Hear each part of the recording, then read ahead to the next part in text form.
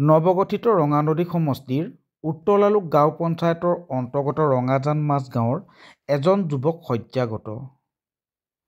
ঘৰুৱা কামত ব্যস্ত থকাৰ সময়তে এক হঠাতে দুৰ্ঘটনা সংঘটিত হয়, যাৰ বাবে তেওঁ এখন ভৰিত আঘাত পায় আৰু অৱশেষত ডক্তৰে জানিব দিয়া অনুসৰি ভৰিৰ হাড়দি ভাগি যায়, যাৰ বাবে তেওঁ হত্যাগত।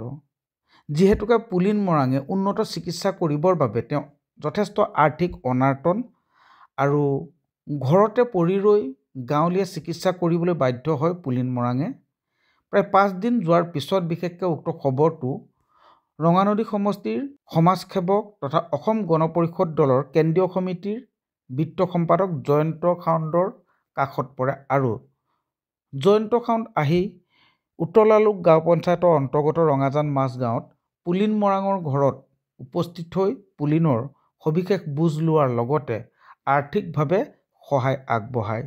আমি সম্পূৰ্ণ পৰিৱেশটো দেখুৱাইছোঁ। হয়, বৰ্তমান ৰঙানদী সমষ্টিৰ এজন সমাজসেৱক তথা অসম গণ পৰিষদ দলৰ কেন্দ্ৰীয় সমিতিৰ বিত্ত সম্পাদক জয়ন্ত খাউণ্ডে বৰ্তমান গাঁৱৰ বা সমষ্টিটোৰ চুকে কোণে বিভিন্নজনৰ ঘৰত গৈ বিভিন্নজনৰ খবৰ লোৱাত ব্যস্ত হৈছে। পুৱাৰ ভাগৰ পৰা নিশাৰ ভাগলৈকে দেখিব পোৱা গৈছে বৰ্তমান তেওঁ সকলো ৰাইজৰ লগত কেনেকৈ মত বিনিময় কৰিব পাৰে, ৰাইজৰ সুবিধা অসুবিধাৰ বুজ লোৱাৰ ক্ষেত্ৰত বিশেষকৈ আগবাঢ়ি যোৱা পৰিলক্ষিত হৈছে। তাৰ মাজতে ৰঙাজান মাজগাঁৱৰ যি পুলিন মৰাণ, এই পুলিন মৰাণৰ ঘৰত উপস্থিত হোৱাৰ পিছতেই বিশেষকৈ পুলিন মৰাণৰ পৰিয়ালৰ মুখত হাঁহি বিৰিঙে।